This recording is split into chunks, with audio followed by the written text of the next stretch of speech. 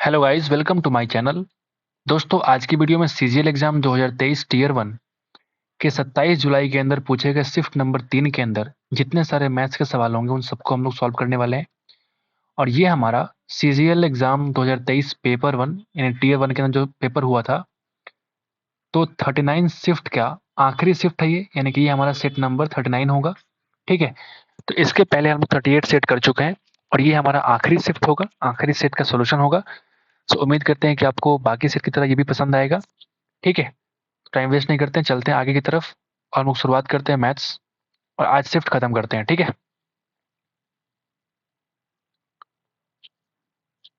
तो यहाँ से आपका मैथ शुरू होता है। आप देख सकते हैं लिखा हुआ है क्वांटिटेटिव एप्टीट्यूड। ठीक है, तो पहला सवाल बोलता है कि 12% की एसआई दर से कितने समय में 3720 रुपया का मिश्र धन 5282.4 रुपया हो जाएगा।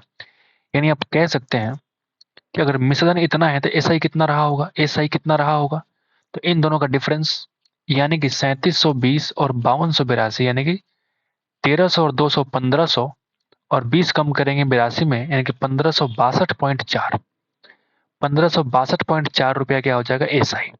ठीक है, यानी एसआई का फॉर्मूला अगर यूज करूंगा तो 1562.4 इज इक्वल टू पी की वैल्यू है 3720 इंटू 12% रेट टाइम मुझे निकालना है बाई 100। ठीक है, तो आप जरा सॉल्व कर लें। तो आप देखेंगे डेसिमल को हटाएंगे तो बन जाएगा जीरो नीचे। ठीक है, एक जीरो यहाँ से कट जाएगा, एक जीरो यहाँ से कट जाएगा। तो अगर आप देखेंगे तो 12 से कटने वाला है क्या, कटना तो चाहिए, उम्मीद है। तो ये कट जाएगा 12 वन जा 36, 12 तिया 36, 0 और 2।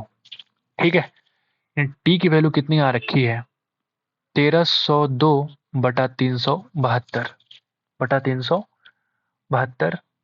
तो अगर मैं इसको और काटने की कोशिश करूं तो ये कट जाएगा 8 से, है ना। 8 से तो नहीं कट रहा है, यानी अगर हम इसको कितने से काटेंगे, 4 से काटेंगे, 4 से भी नहीं कट रहा है, 2 से ही काटते हैं। तो आप देखेंगे इसका वैल्यू आ जाएगा 651 और ये बन जाएगा कितना 1 1 2 और 4। सॉरी, जब मैं 2 से काट रहा हूं तो कितना बनेगा बताओ। 2 से काट रहा हूं तो बन जाएगा 186, 186 बन जाएगा। 3 से कट रहा है क्या, 8 14 1 15, हाँ 3 से कट रहा है तो आज जरा काटते हैं 3 से। 3 छक 18, 3 दूना 6, 3 दूना 6, 3 एकम 3, 3 सत 21। 31 से कट रहा है 2 बार में, ये 31 से कट जाएगा आपका 7 बार में। यानी मैं कह सकता हूँ कि 3.5 साल इज द रिक्वायर्ड टाइम। ठीक है, जिससे कि 3720 रुपए की राशि 5282.4 रुपये बन जाएगा। ठीक है, इस रेट से आगे बढ़ते हैं। नंबर 2 सवाल क्या बोलता है, तो आप देखेंगे तुम्हारा पाई चार्ट का सवाल है। तो रमेश के मासिक व्यय का बंटन दिखाया गया है। ठीक है, मासिक व्यय है उसका। सवाल क्या पूछता है कि अगर मासिक आय 45,000 है तो आवास और परिवहन पर उसका कुल मासिक व्यय ज्ञात करें। वेयर इज आवास, वेयर इज परिवहन। तो आप देखेंगे आवास जो है ये तुम्हारा ट्रांसपोर्टेशन है और आवास का मतलब हो जाएगा हाउसिंग, यानी 25% और 10% यानी कि 35%। तो 45,000 का निकालेंगे 35%, इससे ये कट जाएगा 2 जीरो।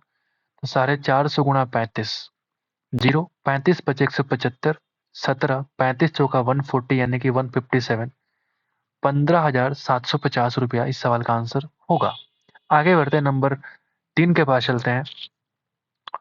40 पुरुष किसी काम को 30 दिन के अंदर पूरा कर सकते हैं यदि कितना पुरुष काम छोड़ के जाते हैं। तो 1 मिनट में चेक कर लेता हूँ, ओवरलैप का समस्या स्टिल चल ही रहा है। So the question number 3, 27 July shift 3। यदि 10 पुरुष समूह को छोड़ देते हैं, ये 10 लिखा हुआ है, 10 पुरुष समूह को छोड़ देते हैं तो समूह को कार्य पूरा करने में कितने वक्त लगेंगे। यानी 40 एम के बदले अब सिर्फ 30 एम बचे हुए हैं, तो आपको निकालना है टाइम। कुछ नहीं, एम से एम काट दो, 30 से 30 काट दो, टी की वैल्यू कितनी बच गई 40 दिन। यानी वो 30 पीपल 40 दिन काम करेंगे तो काम पूरा हो जाएगा। एक वृत्ताकार चाप है जिसकी त्रिज्या दे रखी है 4 cm, केंद्र पर इतना का कोण बनता है। त्रिज्यखंड का परिमाप निकालना है तो आप बोलेंगे 2 पाई r थीटा अपॉन 360। बोलो, तो 2 इंटू 22/7, आर की वैल्यू है 4 और ये बन जाएगा 1/8। कट कुट के तो ये देखेंगे 4 से और 2 से मिलके ये 8 खत्म हो जाएगा, मतलब 22/7। एक वृत्ताकार चाप की त्रिज्या है 4 cm, केंद्र पर कोण इतने का बनता है, तो त्रिज्यखंड का परिमाप ज्ञात करें। अच्छा, तो ये 22/7 सेंटीमीटर क्या हो जाएगा तुम्हारे चाप की लंबाई, ये जो है ये लेंथ ऑफ आर्क है। तो मुझे पहले लगा कि यही तुम्हारा आंसर होगा, लेकिन नहीं। अगर आप देखेंगे सर्कल को ड्रॉ करेंगे, सर्कल को, तो अगर कोई भी इस तरह से 45 का एंगल बनता है, तो आप मुझे बताओ ये जो लेंथ आया है ना ये वाला, ये तुम्हारा आर्क, अगर इस पॉइंट को ए बी नाम देता हूं, तो यहां से यहां तक की लंबाई कितनी दे रखी है 22/7। लेकिन परिमाप निकालना है पूरे त्रिज्यखंड का, यानी यहां से इस रेडियस को और इस रेडियस को जोड़ेंगे तब तो पूरा त्रिज्यखंड का परिमाप निकलेगा, यानी कि एक बार आर, दो बार आर हमको जोड़ना पड़ेगा। यानी कि 22/7 प्लस 4 × 2 यानी कि 8 जोड़ेंगे तब मेरा क्या बनेगा रिक्वायर्ड आंसर, यानी कि 8 से 56 और 22 कितना हो जाएगा 78/7 सेंटीमीटर। ये क्या है पेरीमीटर ऑफ रिक्वायर्ड त्रिज्याखंड। ठीक है, आगे बढ़ते हैं, नंबर 5 के पास चलते हैं। एक 252 मीटर लंबी ट्रेन जो है इतने के चाल से चल रही है। एक व्यक्ति जो इंजन के पास से कितना किलोमीटर लिखा हुआ है, ये इंजन के पास से 17 किलोमीटर पर आवर की चाल से, 17 किलोमीटर पर आवर की चाल से ट्रेन की दिशा में ही दौड़ना आरंभ करता है, तो ट्रेन कितने समय में उसको पार कर लेगी। बिल्कुल ठीक, टाइम टू क्रॉस क्या बोलेंगे, डिस्टेंस अपॉन स्पीड, लेकिन ये स्पीड कौन सा होगा रिलेटिव स्पीड। ठीक है, तो हम बोलेंगे दोनों का डिफरेंस कितना हो जाएगा 115 सॉरी 125 माइनस 17 यानी कि 108 kilometre per hour. 18 kilometre per hour को हम बोलते हैं 5 मीटर पर सेकंड, या 18 छक 108, 5 छक 30 से हम डिवाइड कर देंगे, तो ये तुम्हारा सेकंड में आंसर डायरेक्टली मिल जाएगा। ठीक है, 3 से कट जाएगा, 3 अट्ठे 24, 3 चौका 12, यानी कि 84/10, यानी कि मैं कह सकता हूँ 42/5, या फिर डायरेक्टली आप बोल सकते हो कि 84/10 यानी कि 8.4 second is the required answer. आगे बढ़ते हैं, नंबर 6 के पास चलते हैं। सारा एक काम को 18 दिन में पूरा कर सकती है, जबकि तारा उसी काम को 15 दिन के अंदर पूरा कर सकती है। तारा ने 10 दिन काम किया, पहले इनका एलसीएम निकालो, 90 आएगा, यानी इफिशियंसी कितनी हो जाएगी 6 और 5। उल्टा लिख दिया हमने हमने लिख दिया उल्टा, कितना हो जाएगा 5 और 6। तारा ने 10 दिन तक काम किया, यानी कि 6 × 10 यानी कि 60 काम पूरा हो चुका, और फिर काम छोड़ दिया। सारा बचे काम को अकेला पूरा करने में कितना वक्त दिनों का समय लेगा, तो सारा का इफिशियंसी है 5 और काम बचा हुआ है 90 - 60 यानी कि 30 काम बचा हुआ है, इफिशियंसी है 5 यानी कि 6 दिन काम और लगेगा बाई सारा, जिससे कि ये काम तुम्हारा पूरा हो जाएगा। ठीक है, आगे बढ़ते हैं, नंबर 7 के पास चलते हैं। आप बोलेंगे कि 56 सेंटीमीटर ऊंचाई, हाइट कितना है भाई 56 सेंटीमीटर, एक लंबवृत्तीय बेलन का वक्र पृष्ठीय क्षेत्रफल यानी कि 2πRS जो होता है बेलन का कर्व सरफेस एरिया, वो आपका दे रखा है कितना 1408, ये लिखा हुआ है 1408। ठीक है, तो आपसे निकालना कि बेलन के आधार का व्यास ज्ञात करें। तो पहले हम रेडियस निकाल लेते हैं ना, कैसे 2 इंटू 22/7, आर की वैल्यू मुझे नहीं मालूम, एच मालूम 56 इज इक्वल टू 1408। तो हम एक काम करते हैं, इस आर गुना 2 को हम सीधे डी लिखते हैं, जो मुझे रिक्वायरमेंट है डी फॉर डायमीटर। ठीक है, तो 7 अठे 56, यानी मैं कह सकता हूँ कि 4 से और जरा काटते हैं पहले, तो 4 × 2 और ये 4×3 = 12, 2 0 4 5 20, 4 2 8। ठीक है, 11 से काटोगे 2 बार में, तो 11 3 33, 11 2 22, 4 से कट जाएगा भाई 8 बार में, यानी मैं कह सकता हूँ 2 × r यानी कि डी की वैल्यू कितनी आ चुकी है 8, और 8 है क्या सेंटीमीटर। आपसे पूछ रहा है कि व्यास ज्ञात करे, तो व्यास हमारा 8 सेंटीमीटर होगा, लेकिन आंसर देखा हमने तो मीटर में दे रखा है, यानी हमको सेंटीमीटर को चेंज करना पड़ेगा मीटर में, डिवाइड कर दो आप 100 से, 0.08 मीटर इस सवाल का आंसर होगा। आगे बढ़ते समकोण त्रिभुज में एक कोण की माप सबसे छोटे कोण की माप से 30 डिग्री अधिक है। ठीक है, अगर आपने एक समकोण त्रिभुज कहीं दिया तो एक एंगल तो फिक्स हो गया 90। अच्छा, एक और एंगल जो है छोटे वाले एंगल से 30 ज्यादा है, छोटे वाले को हमने x मान लिया, तो अगला क्या हो जाएगा x प्लस 30, यानी इन दोनों का सम कितना हो जाएगा 90। 90 यानी x की वैल्यू कितनी है 30। तो आपसे क्या पूछा, सबसे छोटे कोण की माप, of course 30 is the required answer. आगे बढ़ते हैं। अविनाश का मासिक वेतन 50,000 है, उसका व्यय कितना है 18,000 है। ठीक है, और ये तुम्हारा जो है ये अविनाश का है भाई, ये अविनाश की कहानी है। ठीक है, दूसरा कहानी है राधा की। ठीक है, राधा का इनकम है 60,000 रुपये और ये खर्च करती है 24,000 रुपीज। तो राधा की बचत और अविनाश की बचत का अनुपात ज्ञात करें। ये कितना सेव करती है आप मुझे बताओ। तो ये करती है सेव, अविनाश करता है सेव 32,000 और ये करता है सेव कितना 36,000। बोलिए ना। तो आपने बोला राधा पहले और फिर अविनाश का बचत का अनुपात निकालो, यानी 36 के और 32 के। बोलिए ना, 36 के इज टू 32 के काटेंगे तो 9:4, 9:8 इस सवाल का आंसर होगा। ऑप्शन नंबर 1 आसान सवाल। नंबर 10, सही कथन का चयन कीजिए। त्रिभुज के प्रॉपर्टीज की बात करता है। दो भुजाओं का योग सदैव तीसरी भुजा के बराबर होता है, गलत। सदैव बड़ा होता है। तो option number 4 is the required answer. चारों पढ़ने की आवश्यकता नहीं है, ऑप्शन नंबर 4 टिक लगाइए। ये सवाल आ गया ट्रिग्नोमेट्री का। आप पूछेंगे कि tan की power 4 theta plus tan square theta is equal to 1 है, इसकी वैल्यू क्या होगी। तो आओ जरा, tan देखता हूँ दिमाग में सिर्फ एक चीज आता है, सेक। सेक आता है, तो मैं काम करते हैं क्यों ना यूज किया जाए थोड़ा। अगर हम यहाँ से tan स्क्वायर थीटा को निकालेंगे कॉमन, तो ये बन जाएगा tan square a plus 1 is equal to 1, यानी tan स्क्वायर a इंटू इसको बोल सकते हैं sec square a is equal to 1, बोल सकते हैं ना। ठीक है, यानी tan square a is equal to ये बन जाएगा 1/sec स्क्वायर है, यानी फिर से हम बोल सकते हैं कि tan square a is equal to cos square है। ये तुम्हारा मिल चुका है।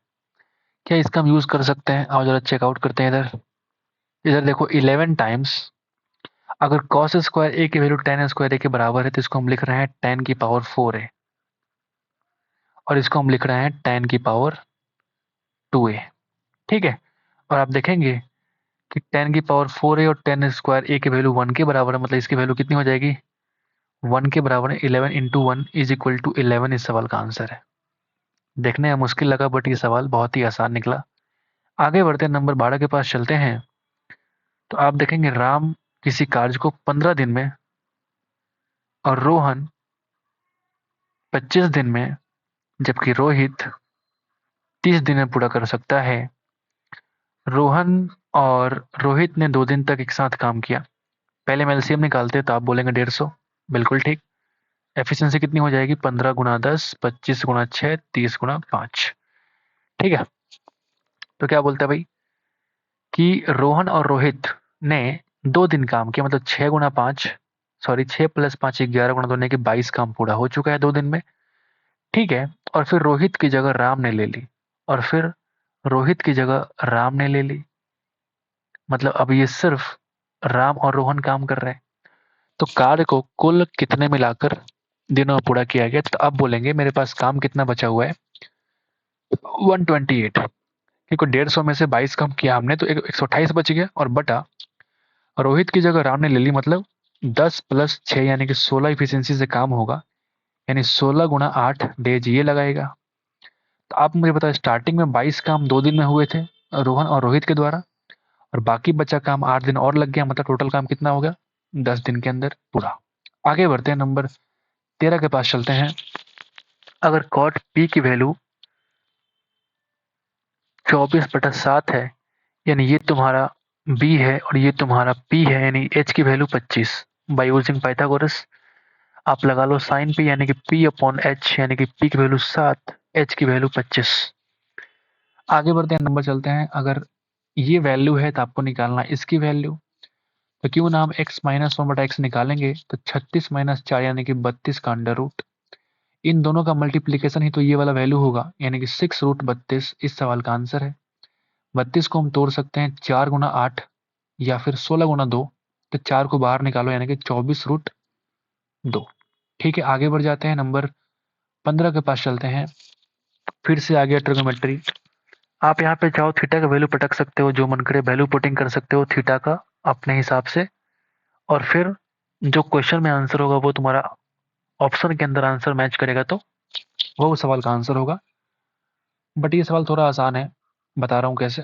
क्योंकि आप देखेंगे 1 plus cos 2 theta is equal to 2 into cos square theta होता है। ये फॉर्मूला है, ठीक है। इसका हम लोग यहाँ पे यूज कर सकते हैं। आप देखेंगे अगर मैंने यहाँ से 2 कॉमन निकाला तो क्या बच जाएगा, 2 इंटू 1 प्लस कॉस 8 थीटा। इसको हम यूज करेंगे इस फॉर्मूला के माध्यम से, तो आप बोलेंगे कितना बन जाएगा, 2 इंटू 2 कॉस स्क्वायर 4 थीटा।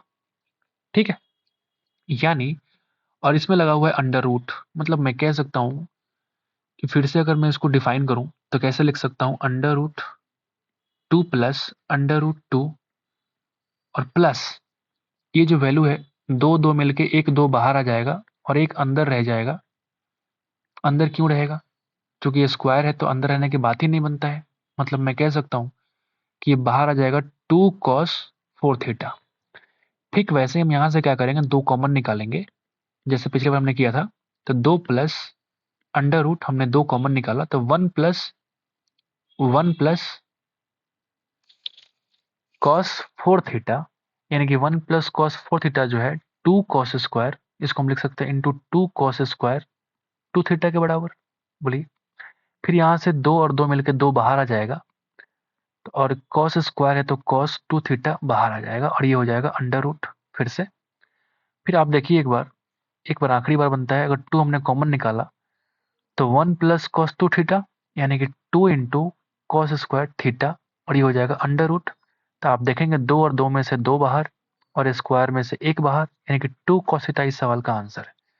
ठीक है, ऑप्शन नंबर 2 इस सवाल का आंसर है। आगे बढ़ जाते हैं, नंबर 16 के पास चलते हैं। तृतीयानुपाती निकालना है। इस वाले केस में हम सेकंड वाले को रिपीट कर देते हैं और थर्ड वाले को एक्स लिखते हैं। अगर 7 का 9 गुना है तो 63 का भी 9 गुना होगा, यानी कि 630 में से 6 3 कम करेंगे, कितना हो जाएगा बताओ, 567 is the required answer. Time waste नहीं करते, आगे बढ़ते हैं। 28 संतरों का जो एसपी है ना, वो 24, सॉरी सॉरी सॉरी,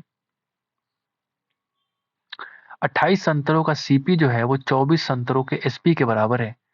यानी अगर आपसे पूछें सीपी एसपी का रेशियो बताओ, तो 24 इस साइड 28 उस साइड, यानी कि 6:7 का रेशियो।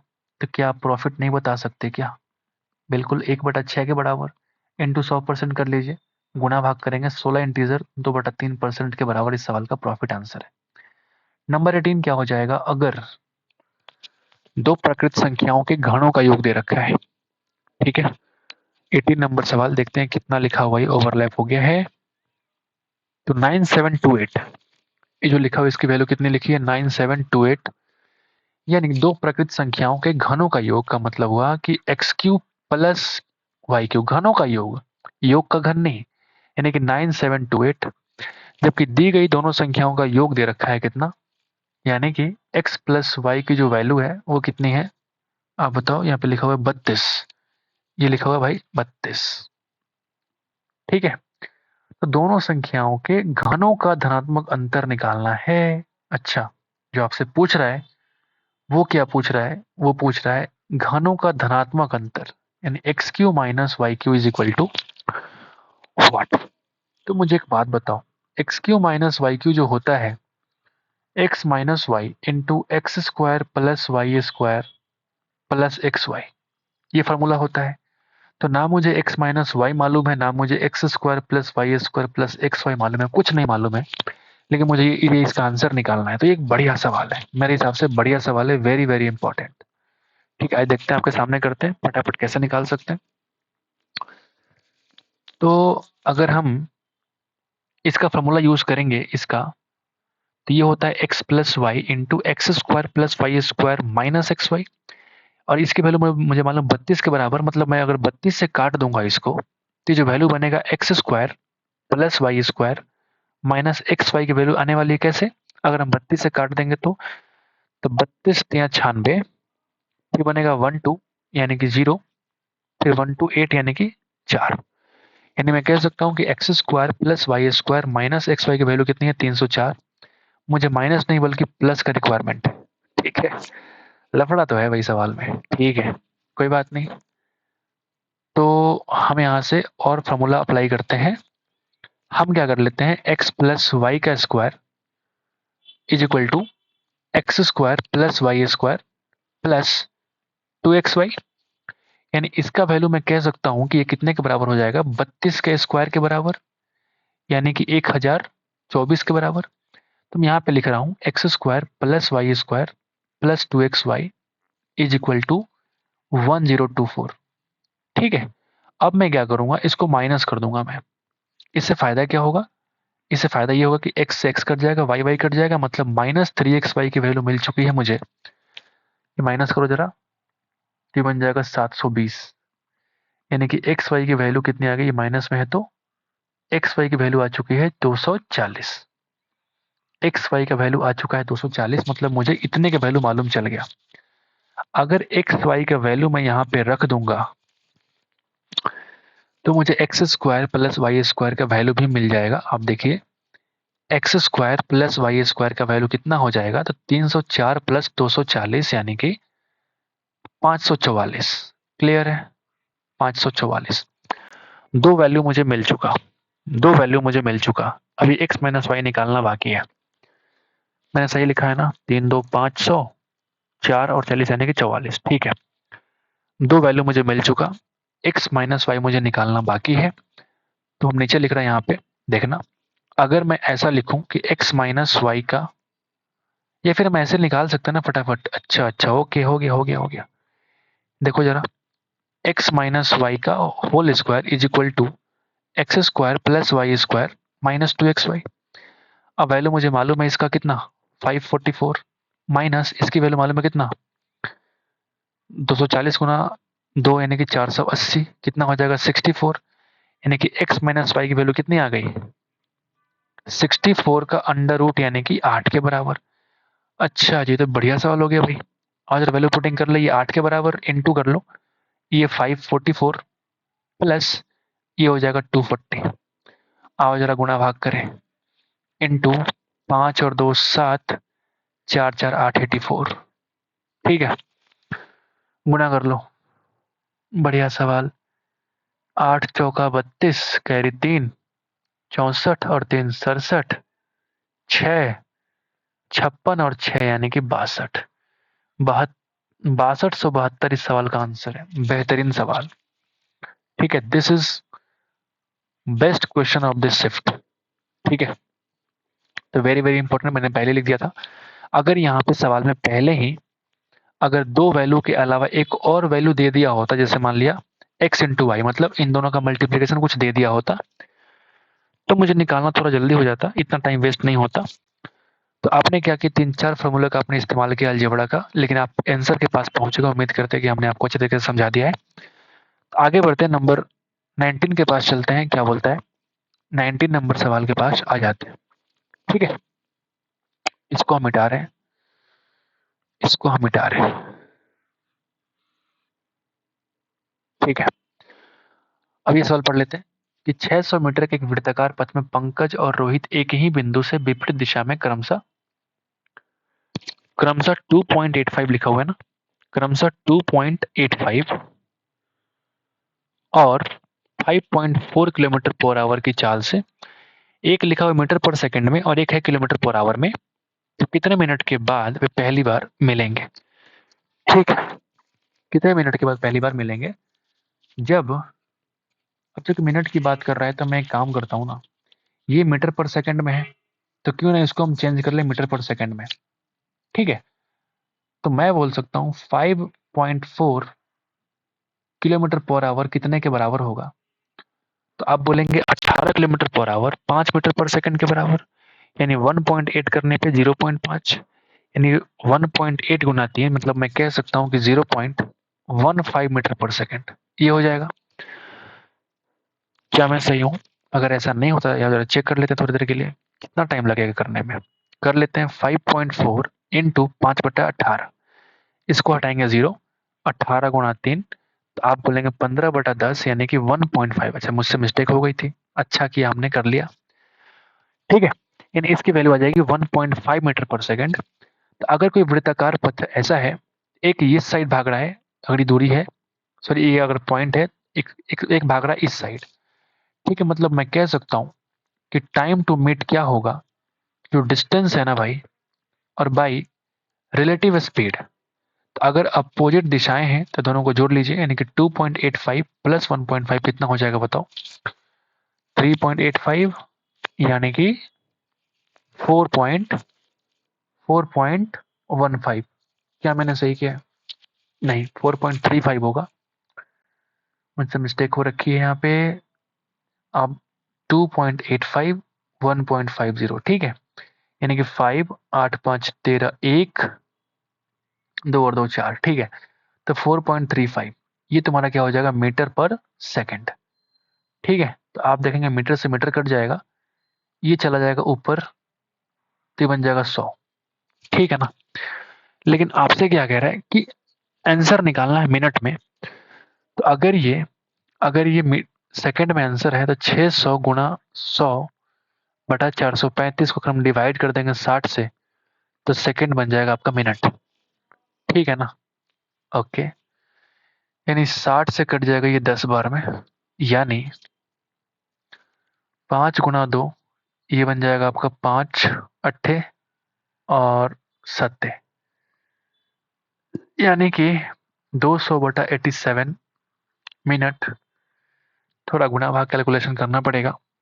तो आप देखेंगे 2 बार अगर किया हमने तो 160 और 7 दूना 14, यानी 174, 26 बचा हुआ है, मतलब पॉइंट लगा दिया हमने तो 260 हो गया, यानी कि लगभग 8 तरीके 24 7 तरीके 21 261 आएगा, यानी कि लगभग 2.3 मिनट में क्या हो जाएगा, इन दोनों का मुलाकात हो जाएगी। ठीक है, तो option number 3 is the required answer. आगे बढ़ते हैं, नंबर 20 के पास चलते हैं। निम्नलिखित में से, एक मिनट रुकिएगा, थोड़ा ऊपर चला जाए यार। हाँ, सवाल क्या बोलता है, निम्नलिखित में से कितनी संख्याएं 3 से डिविजिबल हैं लेकिन 9 से नहीं है? इसमें कुछ भी नहीं है, सबका आप डिजिट सम निकालो, सबका आप निकालेंगे डिजिट का सम। जो जो संख्या 3 से कटेगी उन संख्याओं का डिजिट सम 3 से कट जाएगा, और जो संख्याएं 9 से कटेगी उन सबका डिजिट सम 9 से कट जाएगा। तो ये करके टाइम वेस्ट करने का मतलब नहीं बनता है, आप डिजिट का सम निकाल के इसका आंसर फटाफट निकाल सकते हैं। बहुत ही आसान सवाल है। नंबर 21 क्या बोलता है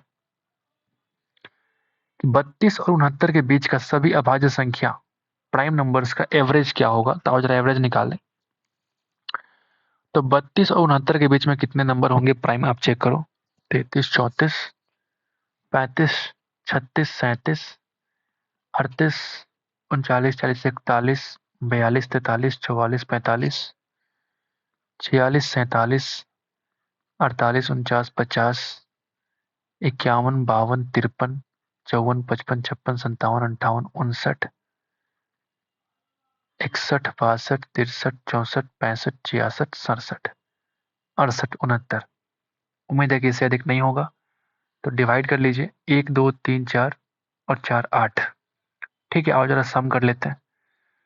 3 और 4 7 7, या फिर 4 3 12 और 3 15, 15 5 20 5 25 और 6 25 और 12 कितना हो जाएगा? 37, यानी कि 37 पे 0 लगा दो, प्लस 7 और 1 8 3 11, 11 और 10 21 और 9 30, और 8 कितना हो जाएगा? 38/8। ठीक है, तो 408/8, यानी कि 8 25 40 और 1 51 इज द रिक्वायर्ड आंसर। मतलब जो हमने किया बिल्कुल सही किया कि 32 और 69 के बीच में 8 प्राइम नंबर एग्जिस्ट करते हैं। ठीक है, आगे बढ़ते हैं। यदि ए किसी काम को 8 घंटे में पूरा करता है और बी उसी काम को इंडिपेंडेंटली 12 घंटे में कर सकता है। एक साथ काम करेंगे एक काम, ये सवाल कर करके हम लोग थक चुके हैं। इफिशियंसी कितनी हो जाएगी बताओ? तो 3 और ये 2 दोनों के से डिवाइड कर दो, यानी कि 5 चौका 20 और 0.8 इतना घंटा लगेगा इस सवाल को पूरा होने में। ठीक है, आगे बढ़ते हैं। नंबर 23 के पास चलते हैं। कौन सी संख्या 11 से डिविजिबल है? कुछ ना करो, डिवाइड करके आप चेक कर लो। कुछ ना करो, डिवाइड करके आप चेक कर लो। ठीक है, तो स्टार्टिंग का सारा 11 ही है, तो क्यों ना हम 3 ही चेक कर लेते हैं। 11 दिया 33। ठीक है, ऑप्शन दे रखा है तो टाइम वेस्ट नहीं करते हैं। आप चेक कर लो कौन डिविजिबल है। फॉर्मूले और फंडे के पीछे ना भागो वरना टाइम वेस्ट हो जाएगा। ठीक है, निम्नलिखित व्यंजक का मान ज्ञात कीजिए। ये भी देखो जरा मैं कैसे कर सकता हूँ। तो निम्नलिखित व्यंजक का मान ज्ञात कीजिए। ठीक है,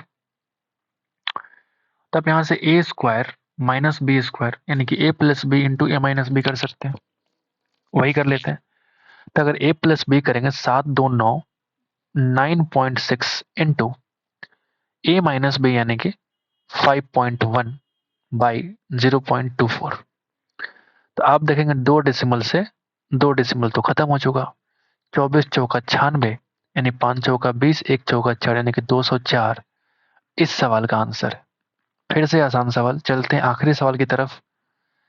question number 25, the last question of this shift and this series also, right?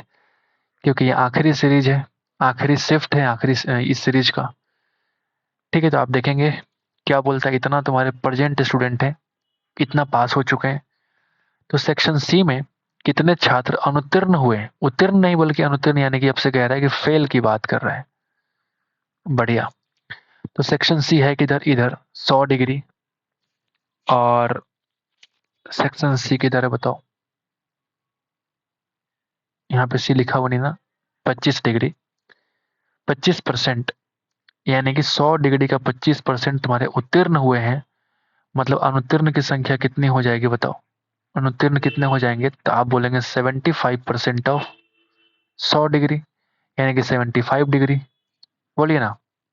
तो अगर टोटल छात्र 1800 हैं, 1800 हैं, इसका तुलना करेंगे हम 360 से, आपको निकालना है 75 डिग्री का आंसर। बोलिए ना। क्या मैं सही कर रहा हूँ? क्या मैं सही कर रहा हूँ? मुझे बताओ। सेक्शन सी में कितने छात्र अनुत्तीर्ण हो जाते हैं? अच्छा, एक मिनट एक मिनट एक मिनट। यहाँ पे संख्या दे रखा है 800, ये मैं भूल गया ना, ये मैंने देखा ही नहीं। ठीक है, कोई बात नहीं, फिर से कर लेते हैं। तो आप देखेंगे 1800 का अगर आप 100 डिग्री निकालेंगे, मतलब मैं कह सकता हूँ कि 1800 बटा 360 इंटू 100, ये कट जाएगा 5 से, यानी कि 500 छात्र किसमें उपस्थित थे? सी में प्रेजेंट थे। ठीक है, 800 में से 25% यानी कि 800 का 25 कितना होता है? 200। 200 विद्यार्थी क्या हो गए? पास हो गए। तो सवाल क्या पूछा आपसे? फेल्ड कितने हुए? तो 500 उपस्थित, 200 पास, यानी कि मैं कह सकता हूँ कि 300 विद्यार्थी क्या हो गए? फेल्ड हो गए। ठीक है, तो option 1 is the required answer. हमने इसको उसमें देखा नहीं था, इसलिए हम आगे बढ़ गए थे। खैर कोई बात नहीं, इस तरीके से हम लोगों ने क्या कर लिया, पूरा सीरीज खत्म कर लिया। और इस तरीके से पूरा शिफ्ट नंबर 39 तक हम लोगों ने आपका साथ, ठीक है, पूरा सेट खत्म किया। तो आई होप कि ये सीरीज आपको थोड़ा हेल्प करेगा आगे सीजीएल 2024 में।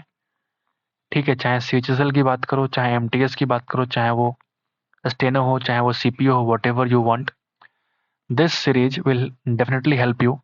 बिकॉज हर शिफ्ट के अंदर 2 3 सवाल ऐसे होते हैं जो आपको कुछ सिखाते हैं।